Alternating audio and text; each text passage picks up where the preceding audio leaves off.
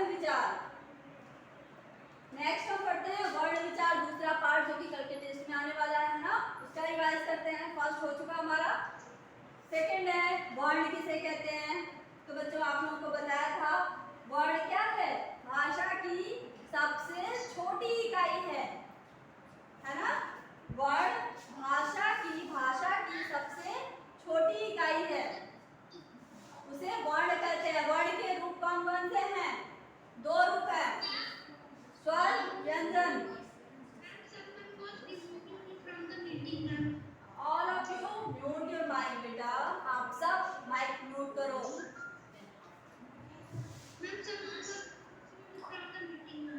Okay मैं mute कर देती हूँ आप सबको, आप मेरी बात नहीं सुनेंगे तो मैं म्यूट करूंगी आप लोगों को।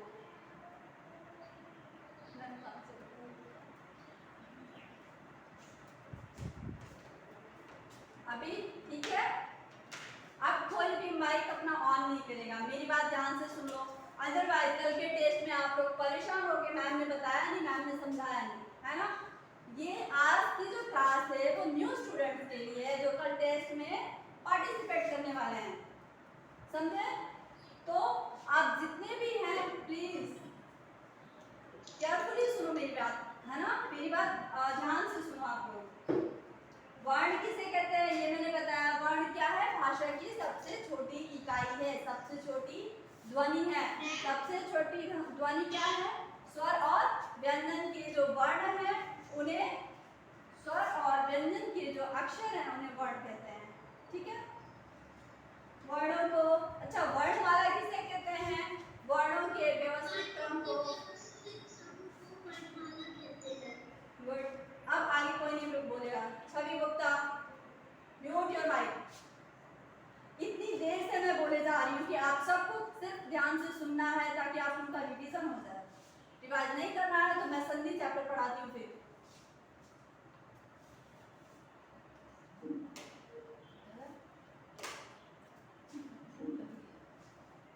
नेक्स्ट वर्णमाला हो गया हमारा, स्वर पढ़ते हैं। स्वर क्या है, स्वर की परिभाषा क्या है, स्वर की परिभाषा, स्वर किसे कहते हैं, स्वर वे वर्ण हैं, है ना, जिन्हें हम जिनका उच्चारण हम स्वतंत्र रूप से कर पाते हैं, या जिनका उच्चारण हम स्वतंत्र रूप से करते हैं। इन वर्णों के उच्चारण में किसी दूसरी, है ना, अन्य ध्वनियों की सहायता नहीं लेना पड़ता है, ठीक है।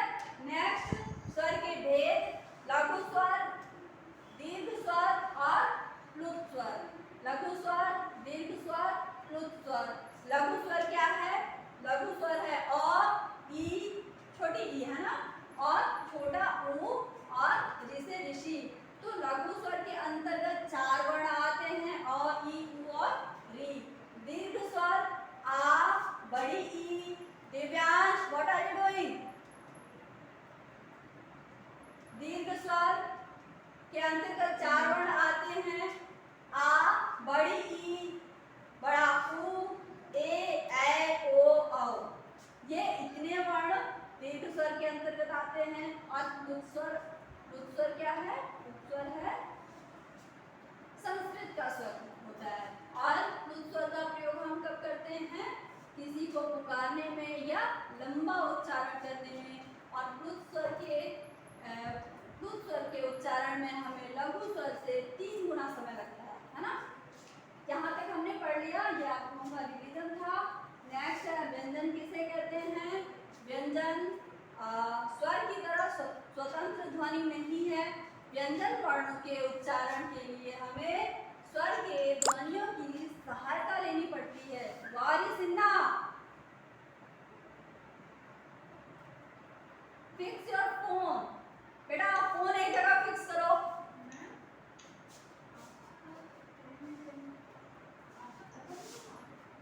ये वाला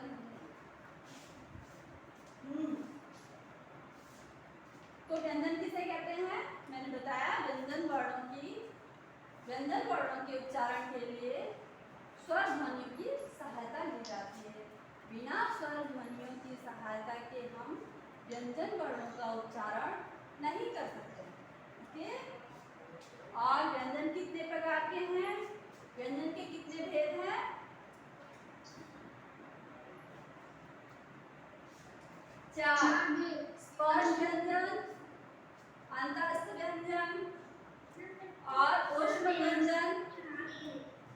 और संयुक्त व्यंजन, संयुक्त व्यंजन। ओके, अंतस्थ व्यंजन स्पर्श व्यंजन जो है क से लेके म तक होते हैं और उसमें ड़ और ढ है ना, इन दो वर्णों को मिला के कुल 27 वर्ण होते हैं। और आप लोगों को संस्कृत में स्पर्श व्यंजन सिर्फ 25 मिलेंगे, लेकिन हिंदी में स्पर्श व्यंजन कितने होंगे? 27 होंगे, 27। ओके, नेक्स्ट अंतस्थ व्यंजन के अंतर्गत 4 वर्ण आते हैं। 4 कौन कौन से? 4 कौन कौन से? य, र, ल एंड व। य, र, ल, व, ये 4 वर्ण हैं अंतस्थ व्यंजन के। ऊष्म व्यंजन 3 श होते हैं, श, श, स और ह। समझ में आएगा? तो ऊष्म व्यंजन भी, ऊष्म व्यंजन में कितने वर्ण हैं? 4 वर्ण हैं। ओके, संयुक्त व्यंजन है श,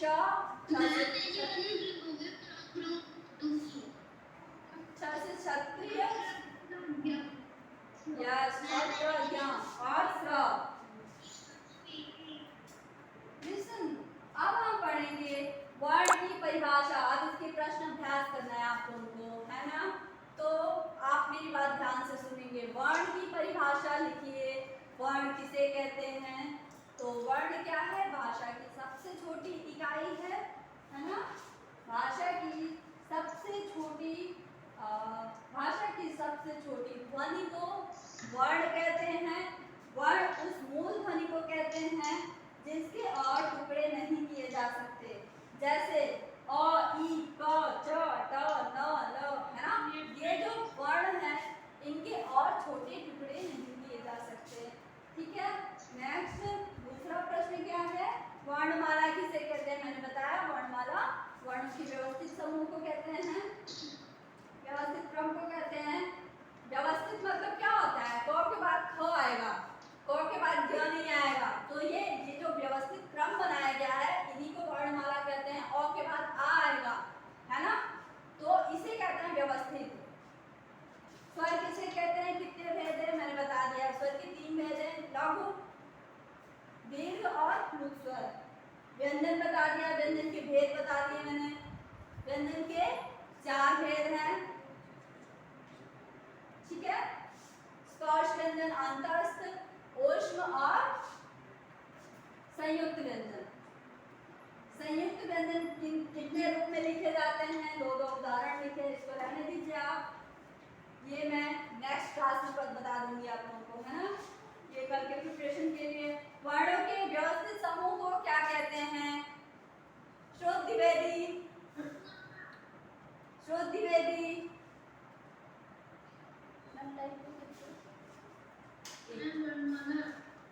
वर्णमाला।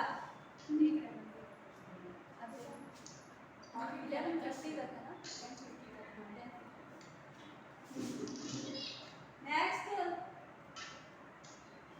जिन स्वरों का उच्चारण, जिन स्वरों का उच्चारण केवल मुख से होता है, नाक से नहीं होता, वे क्या कहलाते हैं?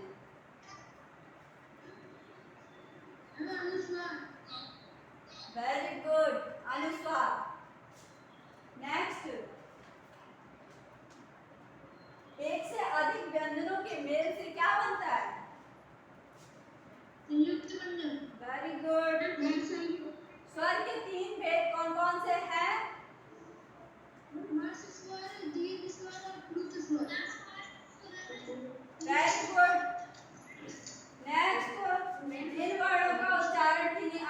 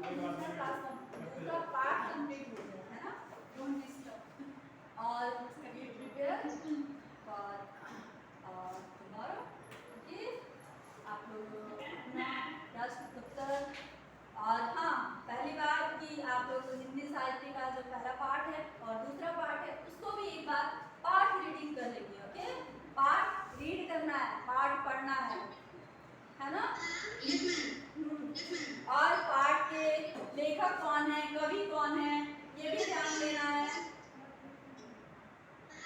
यस छवि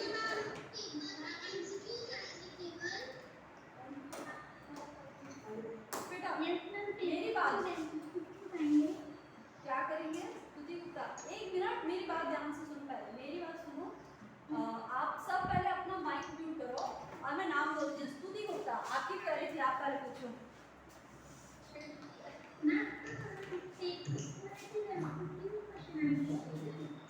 समझ नहीं आया मुझे बेटा, तेज बोलो, आप आवाज क्लियर नहीं आ रही बेटा आपकी। क्या कुछ समझ नहीं आ रहा है बेटा, किसी को समझ में आ रहा है तो वो तेज बोलेगा, मुझे बताएगा क्वेरी क्या है।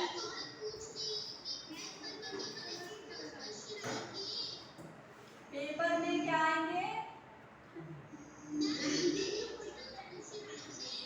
हाँ ओके एमसीक्यू क्वेश्चन आएंगे बेटा। मेरी बात सुनो, मैंने आप लोगों को ये पीडीएफ यहाँ पे मैंने फॉर्मेट जब बता रही थी तभी मैंने बताया था कि वन लाइनर क्वेश्चन भी होंगे और मल्टीपल क्वेश्चन भी होंगे। तब बेटा आपने ध्यान नहीं दिया, स्तुति गुप्ता आपने ध्यान नहीं दिया है ना। और अभी आपने पूछ लिया, कल मैं आप लोगों को किसी भी क्वेश्चन का आंसर नहीं दूंगी। सिंपल सी बात है, मैं पेपर शेयर करूंगी और आप लोगों को टाइम बताऊंगी, टाइम स्टार्ट, और आप लोग अपना आंसर लिखेंगे। कल कोई भी क्वेश्चन का आंसर नहीं दूंगी मैं। आप लोग एक बार में मेरी बात ध्यान से सुनना नहीं है, आप लोगों को एक ही बात बार बार क्वेश्चन करते, एक ही बात बार बार पूछते हो आप लोग। ये लोग होल्ड ऑन हो गया।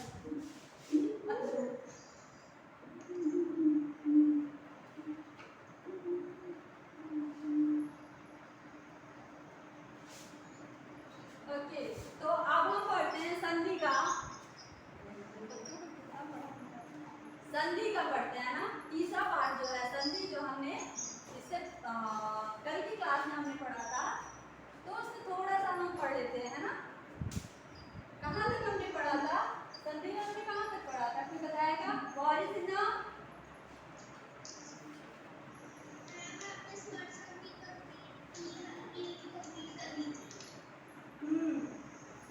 लिसन, हमने संधि पढ़ा था। संधि में हम पढ़ रहे थे स्वर संधि,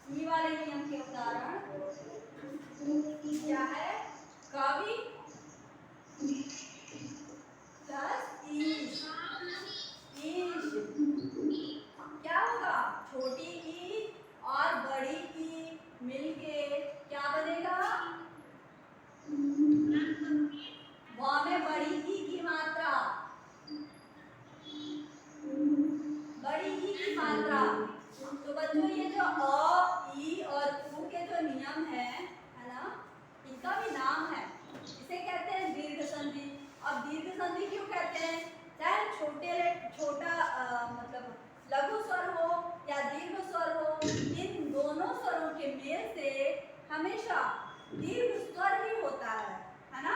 परिवर्तन किसमें होता है? दीर्घ स्वर में। जैसे कि छोटी ई और बड़ी ई, है ना, इन दोनों के स्वरों के मेल से बड़ी ई में परिवर्तन आता है। इन दोनों का जो मेल होता है तो परिवर्तन किसमें होता है? बड़ी ई में। तो इसलिए दीर्घ संधि है ये। स्वर संधि के स्वर संधि के भी प्रकार होते हैं जो आप लोग 7th क्लास में पढ़ेंगे बेटा। पर मैं आप लोगों को यहाँ पे थोड़ा सा आप लोगों को बताना चाहूंगी ताकि 7th क्लास में आप लोगों को प्रॉब्लम ना हो कि ये जो अ वाले उदाहरण है ना, नियम आ वाले और बड़ी ई वाले और बड़ा उ वाले, ये आते हैं किसमें? दीर्घ संधि। और ये दीर्घ संधि क्या है? स्वर संधि का एक प्रकार है। ठीक है, कोई बात नहीं, आप लोगों को बस ये 3 नियम आने चाहिए, है ना। 3 नियम आने चाहिए और इन नियमों से बनने वाले जो शब्द परिवर्तन होते हैं वो आना चाहिए। समझ में आएगा? अब हम आगे बढ़ते हैं। आगे क्या है? और ये 3 नियम एक साथ हैं। फिर नेक्स्ट नियम है, अगला जो नियम है वो अ के साथ ई का जब मेल होता है तो क्या बनता है? ए से एडी। ए से एडी की मात्रा में परिवर्तन हो जाता है।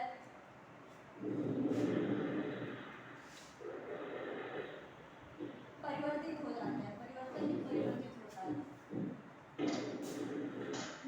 तो अ के साथ जब ई, या किसने अपना माइक ऑन किया है बेटा? बैकग्राउंड से बहुत आवाज आ रही है। माइक म्यूट कर दो।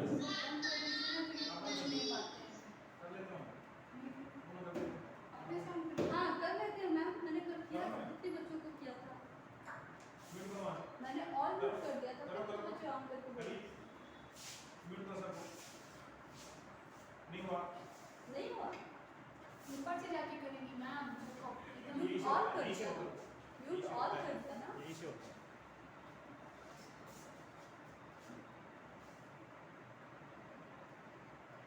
सर वो 3 डॉट्स ऊपर दिख रहे हैं। हाँ, वहाँ पर मीटिंग ऑप्शन है। मीटिंग ऑप्शन वो फिर बिल्कुल नहीं सर, कर अभी पाएंगे। तो आया था म्यूट ऑन, मैंने कर दिया। हाँ मैंने कर दिया। फिर वो ऑन कर लेंगे मैम। फिर ऑन कर आगे थोड़ी देर के लिए तो शांत होगा। 2 मिनट के शांत हो गए। 2 मिनट के शांत हो गए। Listen class, I have muted all of you, okay? Because आप लोग मेरी बात ध्यान से नहीं सुन रहे थे, अब मेरी बात ध्यान से सुनोगे आप लोग। अ और ई के मेल को छोटी ई हो या फिर बड़ी ई हो, है ना, क्या बनता है? ए से एडी, यानी कि इसकी मात्रा कैसे लगती है? ए। यहाँ तक आप लोग को बात समझ में आ गई होगी। वैसे ही आ के साथ ई या ई का जब मेल होता है तो ए से एडी में परिवर्तन हो जाता है, एक ही मात्रा में परिवर्तन होता है। ये 4 नियम है बेटा। और आर के साथ ई, है ना, और के साथ छोटी ई की मात्रा हो या बड़ी ई की मात्रा हो तो परिवर्तित किसमें होगा? ए की मात्रा में। आ के साथ छोटी ई की मात्रा हो या बड़ी ई की मात्रा, दोनों में से कोई भी एक हो तो इन मात्राओं के मेल से किसमें परिवर्तित हो जाता है? इन मात्राओं के मेल से क्या होता है? ए से ए, है ना, ई की मात्रा में ये वर्ड परिवर्तित हो जाते हैं। ठीक है, नेक्स्ट हम पढ़ते हैं। वैसे ही, है ना, लिसन, वैसे ही और से और के साथ ओ, छोटा ओ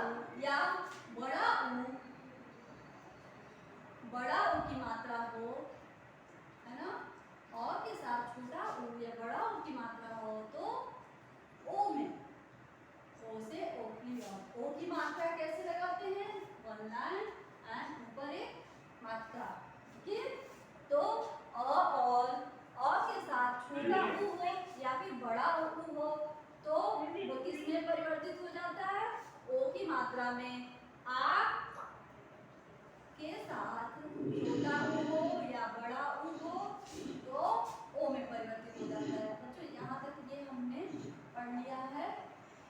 दूसरा नियम है ना, पहले हमने दीर्घ नियम पढ़े, हमने पढ़ा आ ई उ के नियम, अब हमने पढ़ा ए और ओ के नियम। ए से एडी में परिवर्तित होने वाले, ए की मात्रा में परिवर्तित होने वाले नियम और ओ की मात्रा में परिवर्तित होने वाले नियम। तो जब हम ओ की मात्रा में